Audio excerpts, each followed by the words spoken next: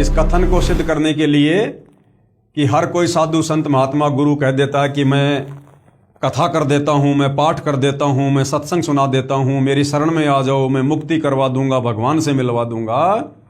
तो गुरुदेव भगवान एक कथा सुना रहे द्वापर युग की, और इस द्वापर युग की कथा को सुनने के बाद वर्तमान के इस कलयुग में जितने भी साधु संत महात्मा ऋषि मुनि हैं, इन सब की औकात का हमें भली भांति पता चल जाएगा कि ये सत्संग करने के, कथा सुनाने के, पाठ करने के, गुरु पद प्राप्त करके शिष्य बनाने के कितने अधिकारी हैं। एक समय की बात है कि सभी को पता चला कि राजा परीक्षित को 7वें दिन सर्प डसेगा और उसकी मृत्यु होगी।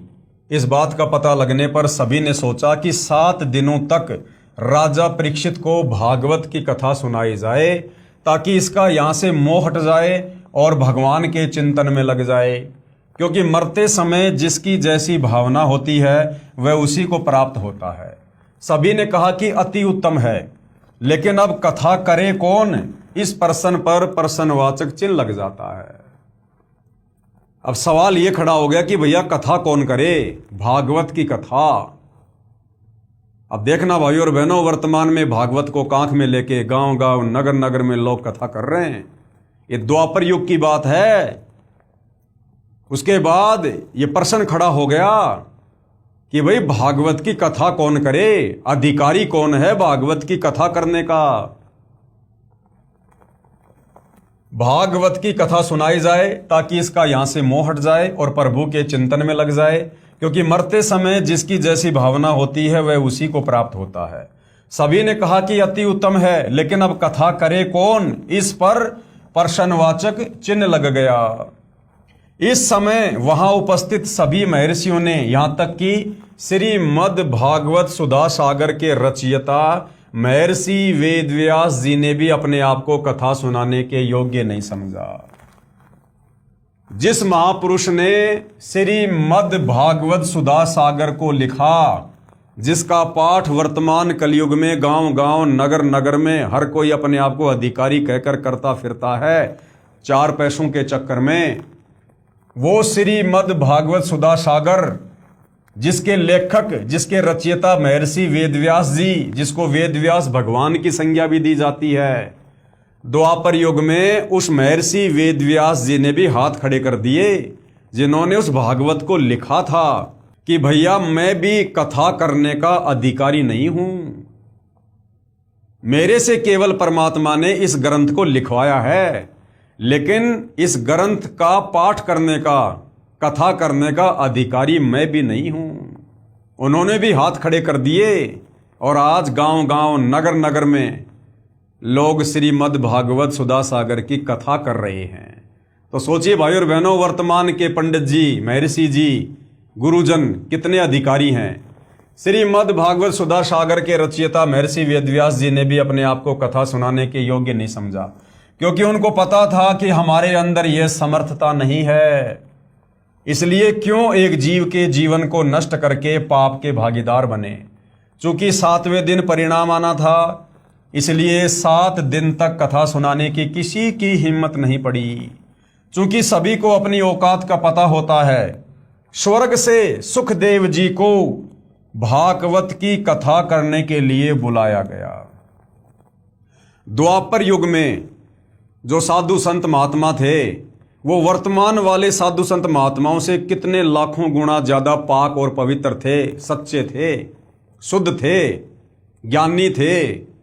उन्होंने भी हाथ खड़े कर दिए उस समय कि हम भी अधिकारी नहीं हैं।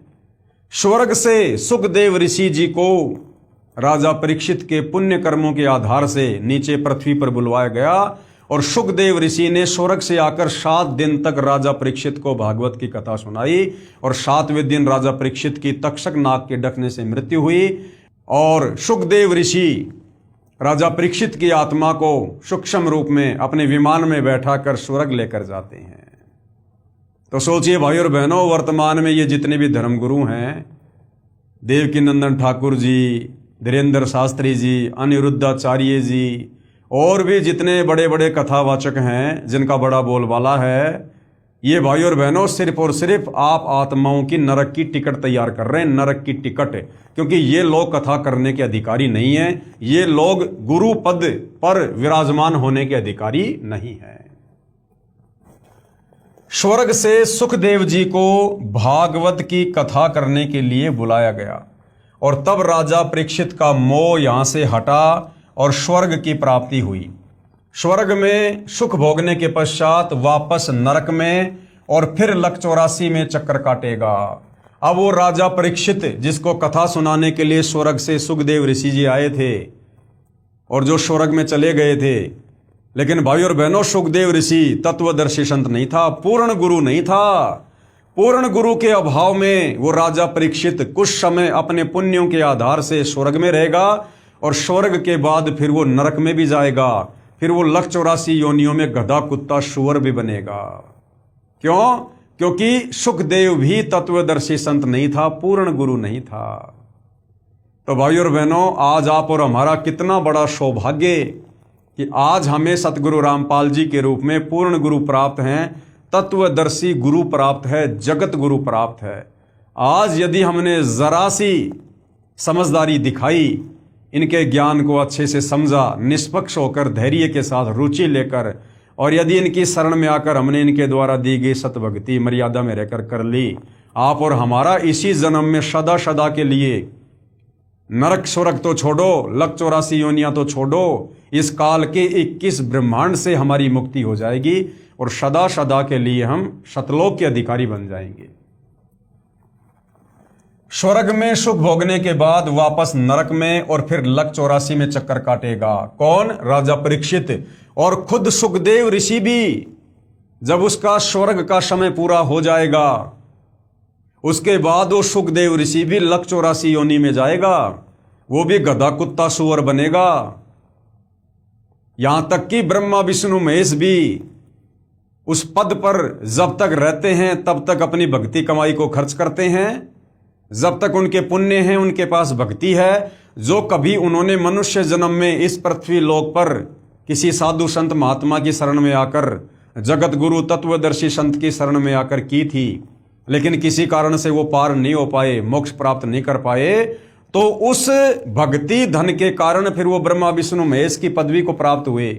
और भाई और बहनों, जब उनकी भक्ति कमाई नष्ट होगी, उनके पुण्य नष्ट होंगे, वो ब्रह्मा विष्णु महेश के पद उनके पिता काल ब्रह्म के द्वारा उनसे छीन लिए जाएंगे और उन ब्रह्मा विष्णु महेश को, जो वर्तमान में ब्रह्मा विष्णु महेश के पद पर हैं, उनको लक 84 योनि में भेज दिया जाएगा। इस प्रकार से ये काल हम सब की यहां पर दुर्गति करता है, जन्म और मरण के इस भयंकर चक्कर में फंसाकर। और ये चक्कर केवल वर्तमान में समाप्त हो सकता है, दूसरा कोई तरीका, कोई ऑप्शन नहीं है। तो गुरुदेव कहते हैं स्वर्ग में सुख भोगने के पश्चात वापस नरक में और फिर लक 84 योनि में चक्कर काटेगा। ये यहाँ का हार्ड एंड फास्ट रूल है, इस काल बलि का अटल नियम है, ये अटल विधान है यहाँ का, जन्म और मरण, लक 84 योनियां, अर्थात अटल नियम है। यह उपलब्धि भी 3 लोक के पूर्ण गुरु बिना प्राप्त नहीं हो सकती। ये उपलब्धि भी, कौन सी उपलब्धि? स्वर्ग तक की उपलब्धि, महास्वर्ग तक की उपलब्धि, यानी थोड़ा बहुत समय इस काल के लोक में स्वर्ग में जाकर, महास्वर्ग में जाकर थोड़ा बहुत यहाँ का जो झूठा सुख है, वो सुख भी वही आत्माएं भोग सकती हैं जो 3 लोक के अधिकारी गुरु से नाम लेकर ब्रह्म साधना करेंगी। तो आज भाई और बहनों, इस पूरी पृथ्वी पर सतगुरु रामपाल जी के अलावा ना तो कोई 3 लोक का अधिकारी गुरु है और ना कोई सतलोक की भक्ति का अधिकारी है। तो यदि किसी ने इस ब्रह्म साधना का भी फायदा उठाना है कुछ समय के लिए ब्रह्मलोक में जाकर, तो भी सतगुरु रामपाल जी से ही ओम नाम का जाप लेना पड़ेगा, दूसरा कोई तरीका नहीं है। और ये जितने भी लोग जो मनमुखी साधना कर रहे हैं, मनमुखी साधना का मतलब है बिना गुरु के साधना कर रहे हैं, मंदिर में जाना, मस्जिद में जाना, चर्च में जाना, गुरुद्वारों में जाना, जिन्होंने अपना कोई गुरु नहीं बना रखा है, उसको कहते हैं मनमुखी साधना। शिव जी के ऊपर जल चढ़ा देना, कावड़ ले आना, पैदल यात्रा कर देना, ये होता है बिना गुरु के द्वारा की गई मनमुखी साधना। और दूसरा, जिन लोगों ने गुरु बना रखा है लेकिन उनका गुरु पूरा नहीं है, तत्वदर्शी नहीं है, पूर्ण नहीं है, अधिकारी नहीं है, वो चाहे चारू शंकराचार्य हो, चाहे कोई जी भी हो, चाहे प्रेमानंद जी हो, ये पूर्ण गुरु नहीं है, अधिकारी गुरु नहीं है। तो इनसे ही उपदेश लेकर यदि कोई राधे राधे श्याम मिला दे, हरे रामा हरे कृष्णा, ओम नमो भागवते वासुदेवाय देवाय नमः, चाहे वो किसी भी प्रकार का कोई भी शास्त्र विरुद्ध नाम क्यों ना जप रहे हैं, वो सारे के सारे शास्त्र विरुद्ध साधना करने के चलते, मनमुखी मंत्रों का जाप करने के चलते सारे के सारे काल के जाल में ही रह जाएंगे। उनकी मुक्ति नहीं है, उनका मोक्ष नहीं है। तो भाई और बहनों, 3 लोक की साधना के भी अधिकारी गुरु वर्तमान में सतगुरु रामपाल जी हैं। इनसे उपदेश लिए बिना आप काल लोक की साधना का भी फायदा नहीं उठा सकते। फिर क्या होगा उनके साथ में? उनके साथ में वो होगा जो राजा परीक्षित के साथ में स्वर्ग भोगने के बाद होगा।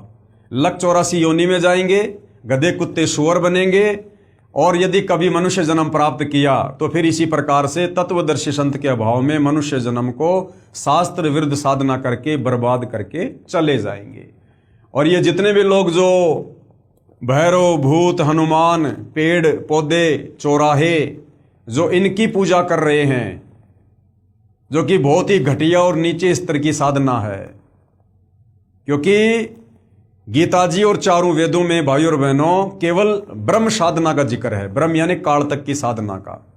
ब्रह्मा विष्णु महेश की साधना को भी गीता जी में रिजेक्ट किया गया है कि ब्रह्मा विष्णु महेश की साधना करने वालों को भी जो है लंबे समय तक स्वर्ग नहीं मिलता, उनकी भी पूर्ण मुक्ति नहीं है, पूर्ण मोक्ष नहीं है, इस काल लोक तक की भी मुक्ति नहीं है। अब सोचिए, नीचे जो भैरव, भूत, हनुमान, बेताल, पेड़ पौधे, चौराहे, लोग जो इनकी पूजा कर रहे हैं, इनका क्या होगा? इनके विषय में गीता जी में ये काल ब्रह्म कहता है कि इनको तो मैं सीधा नीच योनियों में जन्म दूंगा, नीच योनियों में सीधा मैं इनको नरक में ठोकूंगा, नरक में। तो भाई और बहनों, ये मनुष्य जन्म बहुत अनमोल है, हम इसको व्यर्थ में बर्बाद ना करें। थोड़ा सतगुरु रामपाल जी के सत्संगों हम ध्यानपूर्वक सुनने का प्रयास करें, प्रयत्न करें, समझने का प्रयास करें, और समझ में आएगा भाई और बहनों। यदि हमने सच्ची नीयत से सत्संग सुने तो अवश्य हमें समझ में आएंगे, क्योंकि परमात्मा वर्तमान में धरती पर प्रकट है। आप और हम आत्माओं के आत्म कल्याण के लिए आए हुए हैं। यदि आत्म कल्याण करवाना चाहेंगे तो परमेश्वर अवश्य हमारी बुद्धि ऑन करेंगे।